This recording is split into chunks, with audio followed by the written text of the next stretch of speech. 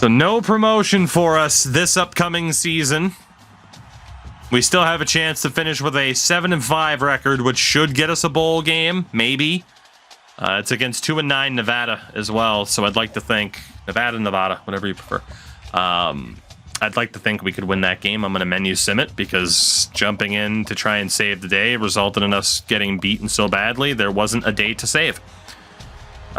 In terms of the recruits we have left, we have missed out on fullback Adam Robinson. He is off to Mizzou. Is there anybody left that we don't have a realistic shot at? And the answer appears to be no. I think everybody will be staying on the board, which is great news. Although Florida's really putting up a fight for the top athlete, Josh Hackett, which isn't great. If we sort by OBR, I think we'll go 200 points for the guys who aren't already on 500, designated as the top dudes that we found out of the gates. Let's get everybody onto 200 points and see if we can make a bit of a dent here late. And we're actually still going to have a lot of points left over. Yeah, 900 points left. That's not bad. So top dudes will go up to 300 points. Not everybody will get 300 points, but David Bean or Bane up there. I always want to say Bean, and I don't know why. Because I say Bane and I think about the villain. Gotta offer them a horse, a whip, and a 10-gallon and spurs on their boots, and the bottom of their boot says Andy. All right, there we go. 13 scholarships left. We look good on that front. It is the final game of the season against Nevada. Can we get the win? Again, I don't think we're getting the promotion anyway. We do win 24-14. Oh, Miami had such a good season. So did we. I mean, you got to figure we finished 7-5, technically 7-3 when we weren't playing ranked teams because of our schedule randomizer. But I don't think we have the tiebreaker. And this will be the time to go over the list. We got Bo Brown, Calvin Kraft, and Jesse Kendrick. The good news is this next season really should be our final season in this worst tier. Our team just got so much better through recruitment, it's not even funny. 10 scholarships left. We're at 7-5. And again, we look fantastic. There's only one OG target that is still left on the board, and that is Josh Hackett. Everybody else was a more recent end-of-season addition. The points that are now there, we are just going to boost everybody up to 500 points that we can. But this has been an absolutely... Okay, Derek Scott, the quarterback's out. He's going to go to Hawaii. This has been an absolutely stellar class. And again, we've already brought in 2 QBs, so I'm not crying over that. Nearly a 5,000 point lead for Hackett. He should be ours. Is there anybody else that we don't have a bigger lead for at this point? No, we're still looking pretty good. Overall, we're looking damn good. So the regular season is over. Right? Nobody will play week 15. Never mind. Navy plays Army. Oklahoma State plays Oklahoma. We're going to sim one more week and see who gets promoted and who gets relegated. So here we go to the conference championship week. Again, I think technically that Miami has made it over us, unfortunately. It is what it is, though. No use crying over spilt milk, as they say. But we get a little bit more good news recruitment-wise here.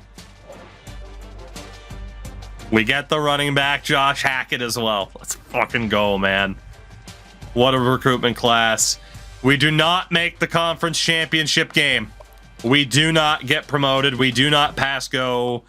We do not collect $200 or $500 or $1,000, whatever you play. Kansas from the Big 12. The 4th tier? Indy, ACC, American, Big 12. From the 4th tier, Kansas finishes number 1, undisputed on the coaches poll. USC, the defending national champions, are there as well. You got Georgia, Texas, Ohio State, Florida State, Utah, Michigan, Oregon, and North Carolina. Rounding out the top 10. San Jose State, top 12 from the MAC. Boise State representing Conference USA, as well as Iowa State. UNLV is ranked. Tulane. South Carolina still up there from the Mountain West. West Virginia from Conference USA. Toledo from the MAC. And Bama at 25. So let's get the confirmation over promotion and relegation. Confirmed, Miami of Ohio will be moving up.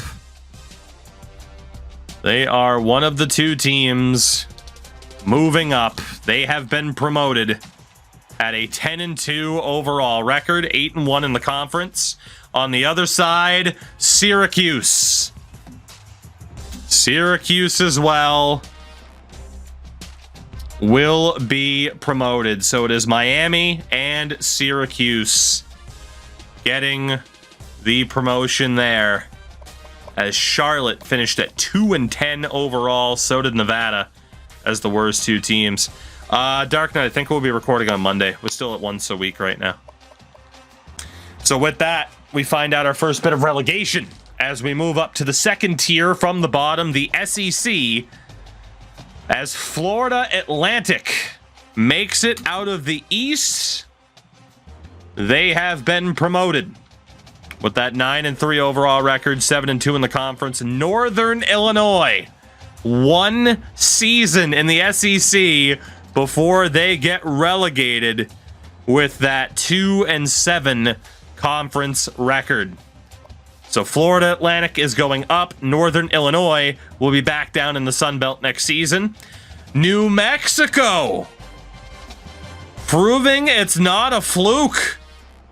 The Lobos, who earned our promotion spot last year, have moved up again. So I certainly am not going to take them and swap them with us now, because they deserve it. New Mexico has been promoted, as they'll be taking on FAU in the SEC championship game, as Georgia Southern. You can't move down Charlotte, Nevada. They're already in the worst one. They're just the 2 worst teams in the nation. Georgia Southern is going to be relegated as well, with a 3-9 overall record. So Northern Illinois and Georgia Southern will be down in the Sun Belt next year. Florida Atlantic and New Mexico are moving up to the Pac-12. We start off in the East as Southern Mississippi. The Golden Eagles are moving on up. Army on tiebreaker gets relegated. So Southern Mississippi up, and Army will be down. On the eastern side, South Alabama has been promoted. Also at 8-4. They were 6-3 in conference, so were Southern Miss. Those 2 teams had identical records. Marshall has been relegated with a 4-8 overall record, 3-6 in conference. So Army and Marshall are down. South Alabama and Southern Mississippi are up next season. They'll be advancing to the Mountain West. In the North, South Carolina over Temple on a couple of tiebreakers, but the Gamecocks have been promoted. Western Kentucky on tiebreaker, I'm going to guess in the division, Western Kentucky have been relegated. On the other side, El Paso moving up along with South Carolina, and Troy, despite Kent State finishing 1-11, their one win was a conference game. Troy went 0-9 in the conference and 0-5 in the division, and as a result, Troy have been relegated. Kent State pull off the big FU to Troy. That is insane. Kent State survives off of their lone win they will hold in the Mountain West next season. That's crazy. In the MAC, UNLV, Las Vegas have been promoted. That's the Las Vegas. While USF, our old friends in USF, have been relegated. And from the western side, it is San Jose State. San Jose State with a perfect conference record and 10-2 on the season. They have advanced. San Antonio at 1-11 have been relegated. San Antonio and USF relegated from the MAC down to the Mountain West. The teams with the better out-of-conference records losing on tiebreakers sort of reveals an interesting wrinkle to Pro Rel, since I would imagine most sports leagues that use Pro Rel don't have any sense for conference. It's true. It is true. I mean, you could go off of the overall record, although granted, I can't sort it that way. But I mean, you could just... The thing is, overall record-wise, it doesn't affect the MAC at all. You know, the MAC would be the same. But in this instance, yeah, it can absolutely screw over a team like Troy. So it is interesting for that reason. Yeah, Troy will be relegated. We'll leave it at that.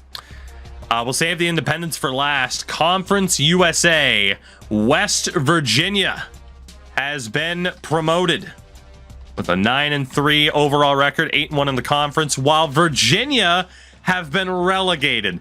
That's like Liverpool winning the league and Everton getting relegated. Whew. Which means apparently I'm a West Virginia fan. Virginia has been relegated with West Virginia getting promotion. On the other side, Boise State. Boise State has been promoted with a 10-2 overall record, while Nebraska at 2-10. Wow, Nebraska and Virginia have both been relegated. Wow. That's a pretty big change up there. In the Big Ten, Tulane has been promoted. 9-3 overall record, while Boston College, what's sadder than this? Guys being dudes and getting relegated. Boston College are dropping down. And on the other side, Michigan State. Michigan State have been promoted alongside Tulane. Great year for green teams in the Big Ten. While Stanford have been relegated alongside Boston College.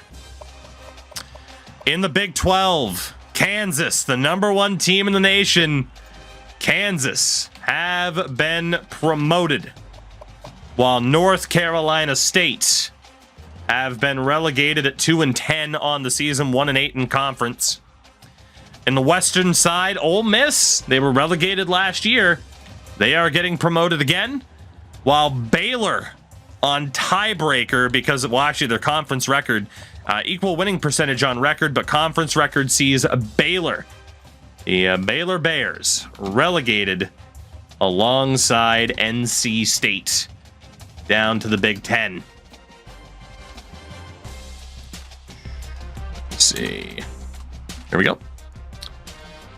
Mark down all of this, of course. Then we get to this, the third tier, the American, where Florida State Florida State goes 11-1. They have been promoted, while Arkansas, the Razorbacks, finish at 4-8. They have been relegated. So Florida State up, Arkansas down. Notre Dame will hold in the American after getting relegated last year. On the other side, Utah, who were also relegated alongside Notre Dame, but they make it back. Utah going back up, while Texas Tech 2-7 in conference. Texas Tech have been relegated as well with Arkansas. The ACC represents the second tier, and Alabama is going to get promoted. Alabama gets promoted to one of the Big Six with an 8-4 overall record, but 7-2 in conference, while Pittsburgh had a nightmare season, and they will be relegated down to the American. On the other side, Texas. They are finally back. Texas is getting promoted alongside Alabama this season.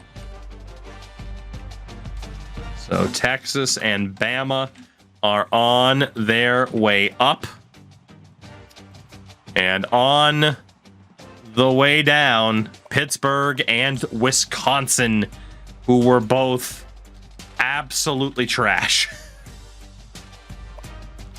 And that means out of the Big Six, the independents, it is North Carolina and Oklahoma. They were both promoted last year, and they have both been relegated this year, meaning your Big Six next season will be Ohio State, USC, Clemson, Georgia, Texas, and Alabama. So there you go. We know who is going up and who is going down. The question now will be conference championship games to see who locks down the number one seed and stuff like that. But with that, of course, conference championship week, we'll take a look at our stats at the end of the season. There's a chance, actually, that we have a bowl game coming up here as well. And we did finish 7-5 on the season. We were teased for the old Cheez-It Citrus Bowl last season, but didn't end up getting to play in it. Will be this year. That 6-team conference might be the most insufferable conference I've ever heard. As Trey Benson, the running back at Florida State, has won the Heisman. Caleb Williams was the lone quarterback in the mix. And indeed, we make it to our first bowl game. We'll be taking on the University of Alabama, Birmingham, in the Cheez-Its Citrus Bowl on New Year's Day. So we do make it to our first ever bowl game, which is fantastic. No complaints about that at all. So before we get to that, the last hurrah for some of these seniors, the national title game is going to be Kansas and USC, who will be going for their back-to-back titles. But we need to check the schedule from Conference Championship Week. So San Jose State beat UNLV, meaning they will claim the number one seed out of the MAC in terms of promotion. Kansas beat Ole Miss. So again, Kansas will have that number one seed. Syracuse absolutely floored Miami. So Syracuse will steal that number one promotion seed from Miami. You have Boise State over West Virginia. So Boise State get the number one seed. Florida Atlantic beats New Mexico. So Florida Atlantic have the number one seed coming out of the SEC in terms of promotion.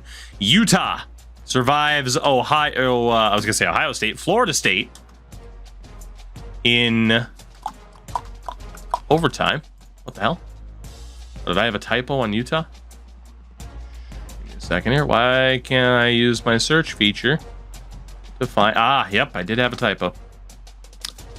That would explain it. So Utah snags that #1 seed away from Florida State. South Carolina absolutely killed El Paso for the #1 seed. Texas, I mean, not that it makes a difference because they just get promoted, but Texas do get a big win over Bama. Did you change all the bowl qualifiers and stuff so anyone can make any bowl? Correct. There are no automatic qualifiers. It is just a complete toss-up shit show. Because why not? Southern Miss survive South Alabama. Because of that, Southern Miss will take the #1 seed. South Bama will take the 2 seed in terms of promotion. Michigan State survived Tulane by 1 point to get their #1 seed as well in conference championship week. So there you go. Promotion is 100% set. And your bowl games here. Let's see what we have. I'm only going to call out the big ones or the funny ones, of course. The Mayo Bowl is Washington and Virginia Tech. Pop-Tarts Bowl is UCF and Bama. Let's see. The Sun Bowl is Colorado State and Auburn. Of course, we ended up in the Citrus Bowl. Rose Bowl will be Texas and Georgia. James Madison made a bowl game. Let's go. Fiesta Bowl's UNC and Michigan State. You got Ohio State and Florida State in the Sugar Bowl. Tulane and Ole Miss in the Cotton Bowl. Orange Bowl's Utah and Michigan. The bare-ass Birmingham Bowl is Miami and Memphis. And again, USC taking on Kansas for the national title in Season 2, which is outrageous. Again, this season, as I've mentioned so many times now, it wasn't really about the players that we had. We still have just a lot of the guys that we started with. Our team sucked. It is outrageous that we even made a bowl game. Absolutely outrageous. Harrison Whaley, the big running back with the big performance. If it wasn't for the running game, I think we would have been pretty screwed. Yeah, our top receiver only had 500 yards and 38 receptions. Rough scene. Rough scene. We also were missing our top right tackle, Tulafano. So Tulafono, I should say, his college career's done. Cole DeMarzo up there, but yeah, not too many of our custom players featuring aside from the junior kicker Fistful of Dollars, who was in the mix there, and our punter hanging on, 57 attempts this year. So in terms of the bowl game, I mean, don't get me wrong, I'd like to win it, but I don't think I care that much, right? I'm invested in the players that we're getting, not necessarily all the players that we already have. UAB are favorites in this one. What do you guys think? Do we just leave it up to chance? See what the finalized recruiting looks like? We've been better from the menu anyway. Now that's a fair point. That is a fair point. We have been significantly better when menu simming with this team. Fair play. Bowl, it's a Sun Bowl, right? I don't think I've seen what they've done. Chance to make it go faster. It doesn't cost you promotion either way. That's fair. Let's see what happens. We will sim the Cheez-It Citrus Bowl against UAB. Will the Cowboys be 8-5 to end this season? And our target wins were 6, so it's already another good season for us. We're at no risk of getting fired, but we did lose the Citrus Bowl 23-16 to UAB, so that is pretty disappointing. Pretty disappointing indeed, but it be what it be. UAB wins in the Citrus Bowl. Giving a press conference about how we're more of a menu team, right? And no surprise, the Trojans go back-to-back USC knocks off Kansas 35-28 for the national title. Dude, James Madison lost to Penn State 31-0. Jesus Christ. Oh my God. Was that the most one-sided bowl game? 31-0. Auburn put up 56 on Colorado State. Mississippi State put up 52 on their in-state rivals, Southern Miss. Whew. Dude, there ended up being some freaking high-scoring games because of these bowl matchups. LSU kicked the crap out of Rice in the Holiday Bowl. Damn. 31-0, Georgia Tech over Buffalo. Good on Buffalo, though, man. They made a bowl game. All right. Damn. Yeah, there was some pretty wild results there. I like it, though. I do like it. So that is our second season in the books. Back-to-back seasons at 7-6. And back-to-back seasons where we will stay in the lowest conference. No real surprise there. Honestly, I think had we gotten promoted last season, I think we would have gotten relegated anyway. More than likely. So we're good with it. But again, USC wins consecutive national titles. We do get XP for making it to a bowl game in the first place, which is always nice. And there you go, back to back, 7-6 seasons. Our job security is safe. We're doing okay. 0-3 all time against the top 25 and 0-1 in bowl games, of course, but we're doing okay. In terms of the carousel, Nebraska fired Matt Rule. And Arkansas let go of Sam Pittman. We'll see if any kind of crazy changes happen there in terms of coaching. And then obviously we'll see all of our seniors that end up leaving. There should be a decent amount of them. Hopefully we don't lose any of our coordinators either, because those coordinators are actually looking pretty damn good.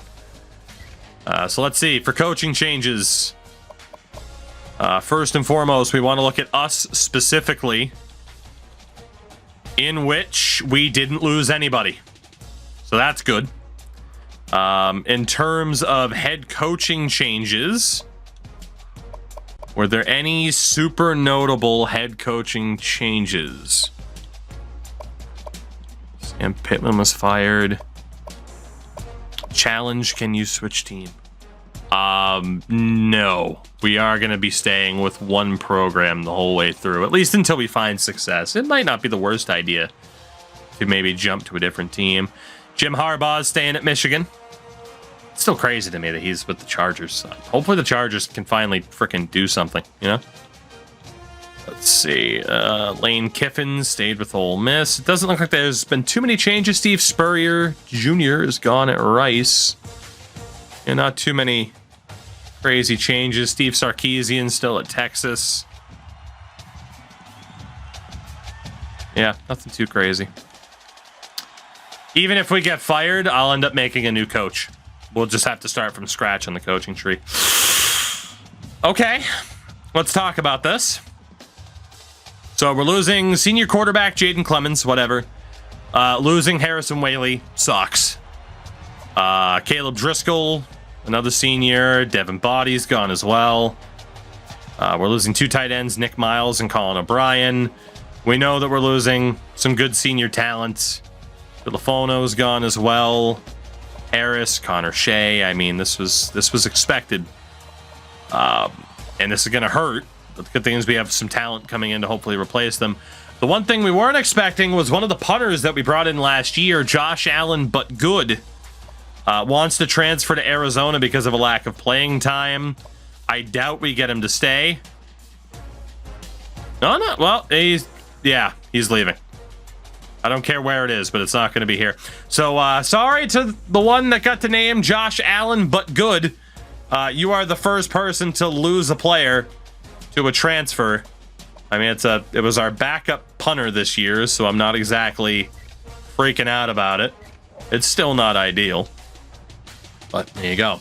Now, we are allowed to accept any transfer requests. Those are the two ways that we can get players. JUCOs, transfers through recruiting, and then outright transfer requests to our program.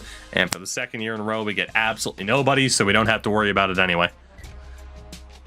That brings us to the final week of recruiting, we have already hit a home run and a half in terms of recruiting. We're down to just 9 scholarships left. And there were none of our original targets left. There are still dudes I'd like to get, but none of our original targets from early on in the season remain. So our game plan here is we have 12 dudes and 10,000 points. Oh boy. All right. Well, can I not be able to type out 830 points per person will be the approach, and we will get who we get, basically, is how we're going to do this. With the bonus, it's going to be about 1,000 points per person, technically, and we'll have some leftover points that will go to the highest rated dude that happens to be left. But yeah, none of these guys were like the best of the best in their scouted position. For a lot of these guys, we already have players acquired in the same position, but these were the second tier guys, and the more of them we can lock down, the better. Let's be honest. I mean, I won't complain. It would kind of suck if we only end up with 1 or 2 of them, but outside of David Bain and the kicker, I don't really know if it would be worth putting like 5,000 and 5,000 on them. I'd rather just try to go for the general approach. I'm not going to put Patrick Scott on the list because we're already trailing for him. So we'll take him out. And that'll give us more points to work with. And actually, I'm going to double check. Anybody that we don't have a big lead for might be worth taking out. So Finley's definitely fine. Kelly, we're up by 700. Brooks, we're only up by 2. Mullins, we're up by 6. You know what? The vast majority of the guys wouldn't qualify then. So we still have points left over. We got Chad Riley at the top as a great kicker, and then David Bain. Let's get Bain on 1,000. Let's get Riley on 1,000. And is there anybody else over a 70 that we should care about? David Kelly as a running back. Okay. Let's go for this defensive end, David Bain. I feel like he's more valuable than the kicker. So let's see what happens. Hopefully we can land a few more players. It won't see us land like a top recruitment class in the nation, but for us, our limitations and what we can do, it's technically going to be a great recruitment class, even if it only puts us like 68th in the nation, if not lower. And only one dude commit. The wide receiver, Anthony Mullins. That's a bit of a shame. Some of the other guys, again, just elected to not sign with anybody, is my guess. That's 2 years in a row. It's a bit disappointing. We did end up with 19 recruits. Yeah, David Bain didn't sign anywhere. The kicker didn't sign anywhere. That really sucks that I guess we just couldn't seal the deal. So, that's a bit of a bummer. But in terms of top classes, yeah, see, we were ranked 109 because we only had 8 3-stars, 2 6-stars, and 5 1-stars. But we went for overall as opposed to stars. We had a much better recruitment class than some of these other programs would have had. Certainly. Like, look at this. Now, some of these guys are sophomores or juniors, but that's an incredible crop of talent, to say the least. So I am pumped about what we're going to be looking like next season. Next season is the first year where I'm going to get my hopes up in thinking that we should get promotion. And let's take a look here. So for the athletes, we brought in 5 of them. Bo Brown is a junior.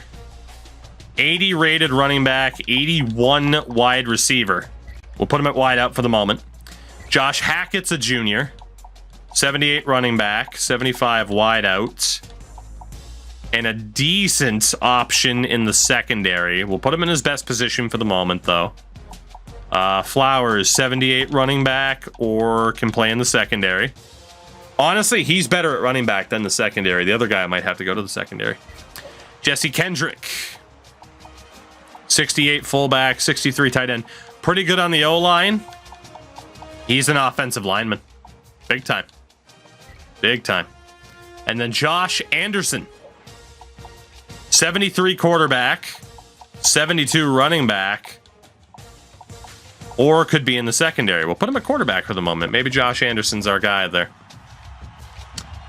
So we have Clint Browning, who did sign with us as well. An outright 78 rated quarterback. That's his only position. Svoboda wouldn't be able to move. Yeah, he was recruited at quarterback as well. Josh Anderson.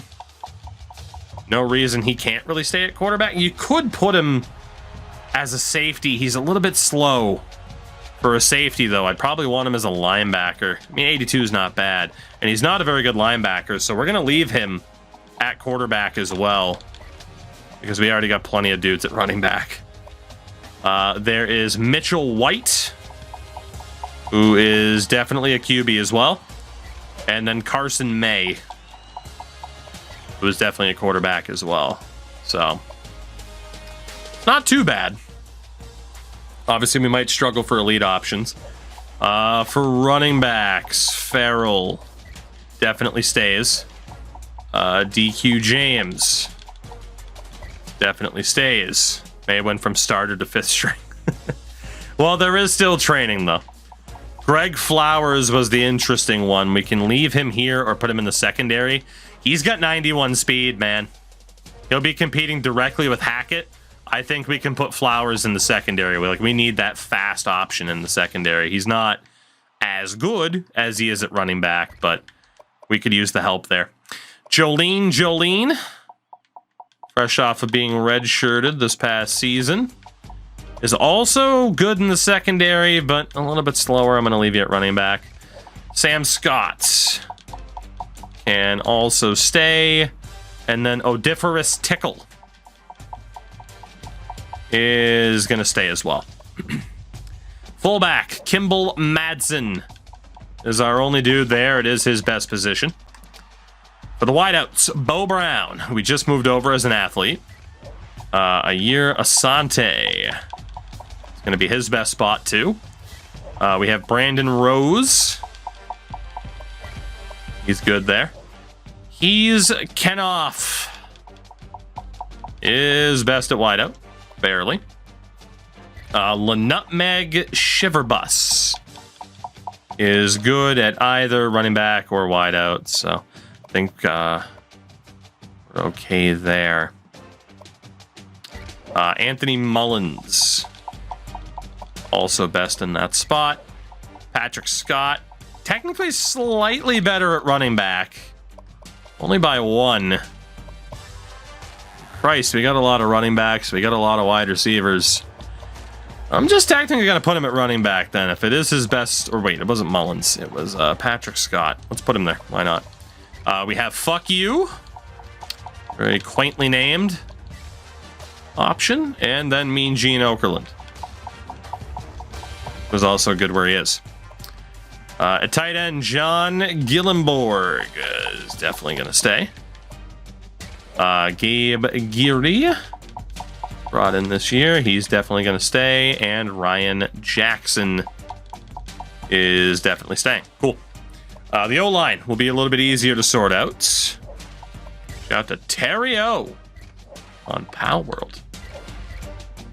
Drew, what's going on? How are you? What's happening? Welcome to trying to not have this team be complete trash garbage. Easier said than done. All right, so let's see how the O-line works out here. I was wondering if any of these guys would be decent on the defensive line as well. And the answer is kind of. Oh my God. Well, you know, I'm kind of surprised at that. I'm kind of surprised. Okay, that guy can't move over to defensive end. Some of these guys can, though. Kendrick could definitely move over. Barnes absolutely can't. I'm going to see how many players are left if I were to move them over. So Wes King could play. I mean, again, though, he's not going to be as good on the defensive line, though. And we already have plenty of defensive linemen, right? Yeah. It's not really worth it. If you're brought in as an offensive lineman, we'll just keep you as an offensive lineman. We'll keep it simple. So King stays the same. Barnett stays the same. Kraft doesn't. Granted my own Dynasty while watching others on Twitch. Fair enough. You gotta tell me what team, though. You can't just leave it a secret. Put King on the interior. Put Barnett on the interior. Put Kendrick on the interior. Barnes will stay on the outside. Uphold moves to the middle. Jeff Lee moves to the middle. So does Jack Walsh. Shield stays on the outside. So does Luke Sandy. Johnson to the middle. Gavito stays on the outside. Rice stays on the outside. And Ship moves to the middle. Shadowstalker, what's going on? How are you tonight? There we go. We'll be able to do 3 and 3. And then on the interior, +2 for King. +2 for Barnett. +3 for Kendrick. All right, well, Kendrick, you're going to center. And King will go to right guard. Uphold gets better by 1. Walsh gets better by 2. Move Uphold to right guard. Lee gets better by 2. Johnson will stay. And Ship will stay. So we'll move Walsh and Lee. Center, 22 seasons in. I find it insane just how many people go 20, 30, 40, 50 seasons. The only way I'd do that is if I still hadn't won a national title. I commend people for that level of determination. So, Shadowstalker, I'm doing good, man. Doing good, no complaints. Braden Siders. Wouldn't be a very good linebacker compared to defensive end. So we will leave him. Could have clipped that 80 speed, but it's okay. Gotta see how the story goes. Yeah, that's fair. Defensive tackle will leave people. So put the old gifted sub to Aaron Rodgers sucks. Truer words have never been spoken. Fuck that guy. What a gifted sub. Let's move Glenn McCullough to the defensive line. Linebackers, let's double check people here now. And we'll double check the secondary as well, in case anyone forgot. Yeah, he hasn't been on the Pat McAfee show for a couple weeks. All of a sudden, you just don't hear from him. Almost like platforming that guy is maybe not the smartest idea when he says stupid shit that can be harmful. It's still going to have to be 85 speed for the secondary as kind of our threshold. Let's see, DeMarzo gets worse, so we'll move him over. Dixon +1. White's a +2. Micah Young we can move over. Halich stays the same, so move him over.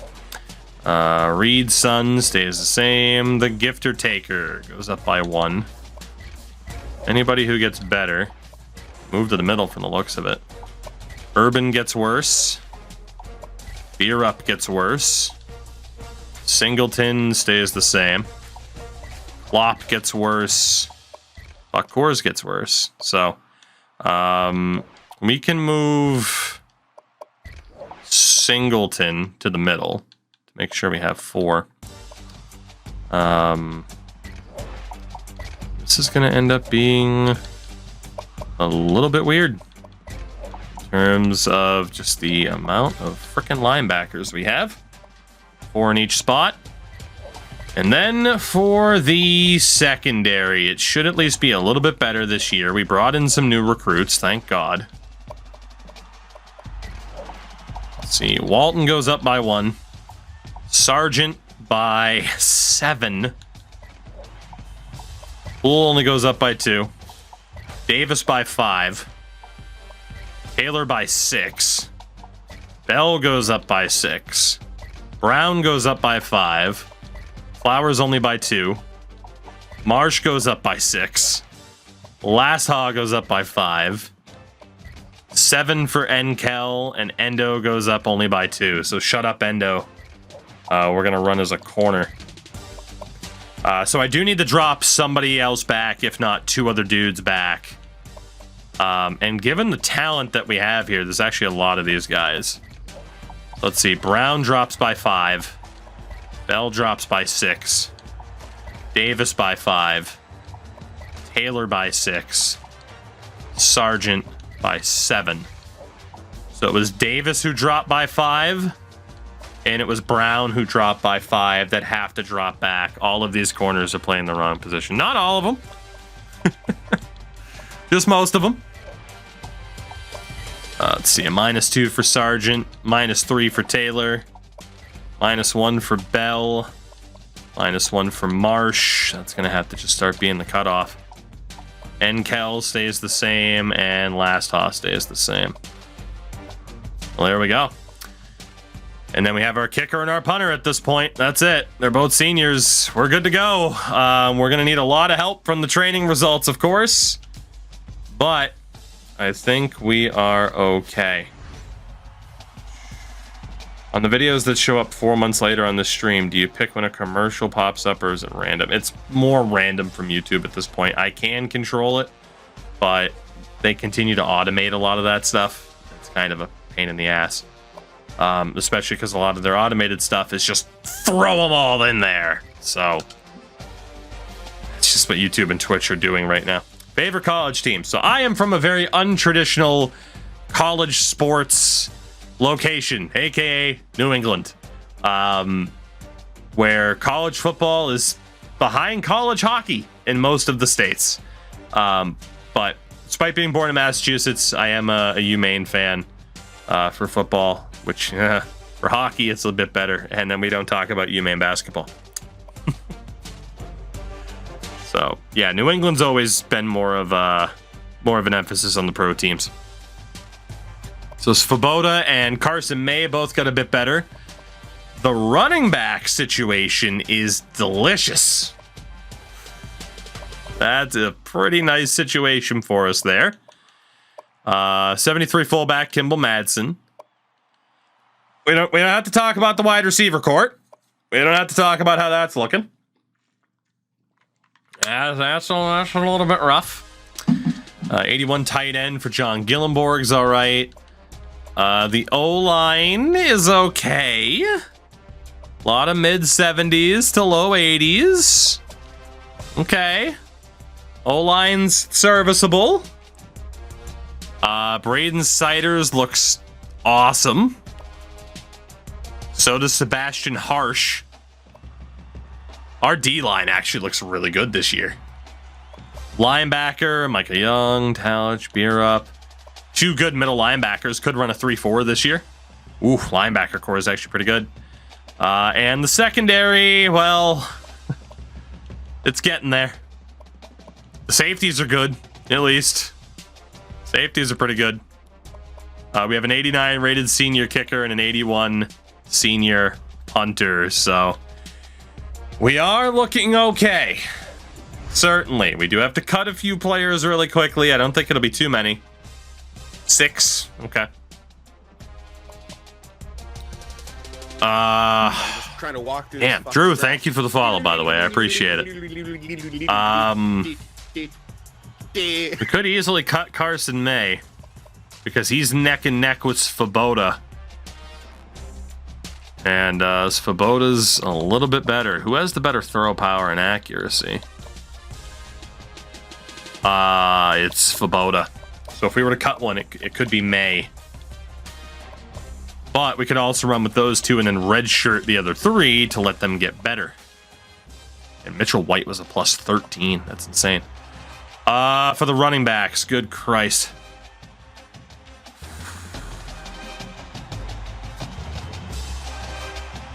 I mean, some people have to go, but I don't want them to go.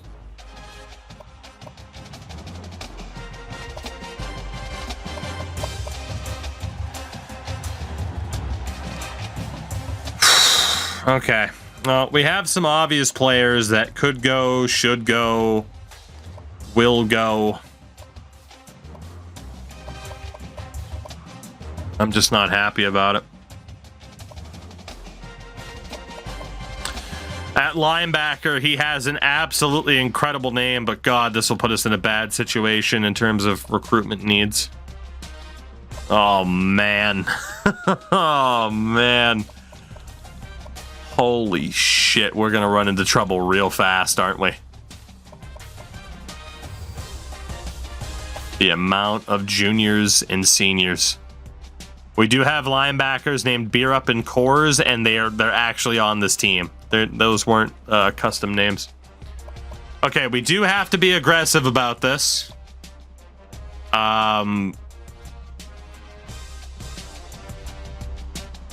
We have to get rid of either Carson May or Josh Anderson. I would rather get rid of May and then redshirt Anderson. So Carson May goes from starter to cut. Sorry, Carson. If not, Svoboda was the starter last year.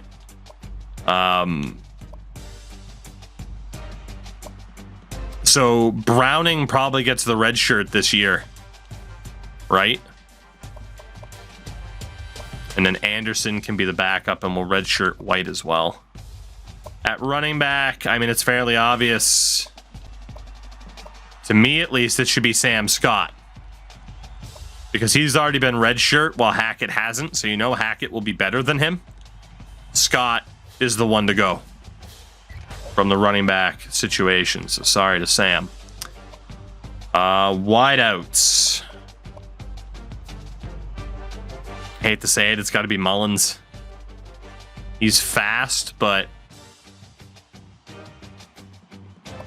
he's already worse than the other sophomores who will probably be redshirt soon. I hate to say it, I think Anthony Mullins, who we just brought in, probably on the outs. 3 dudes left. Having to cut anybody on the O-line does not sound like a good idea, with how difficult it is to bring in players from those spots. Linebacker. It's got to be Buck Course. It has to be. He's already been redshirt. We're definitely going to have to... Oh, well, never mind. Oh, okay, I'll lose my Colorado pipeline. I mean, that's fine. I'm not worried about the pipeline.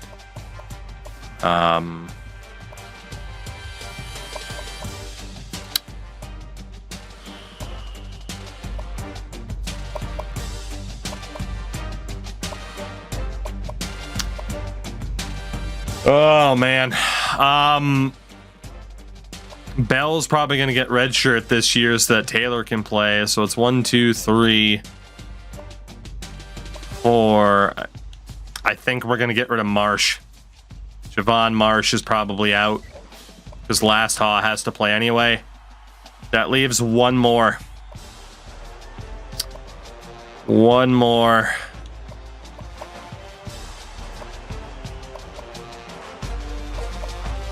It might have to be Endo's player. You're not wrong. Just based off of the pure numbers, or we go with an offensive lineman, but nobody in the offensive line spots are ideal. Defensive line, you could argue Jaden Williams, and honestly, I think that's the guy. We'll save Endo. We'll cut Jaden Williams, who's not bad, but he's got some tough competition ahead of him. We're down to 70.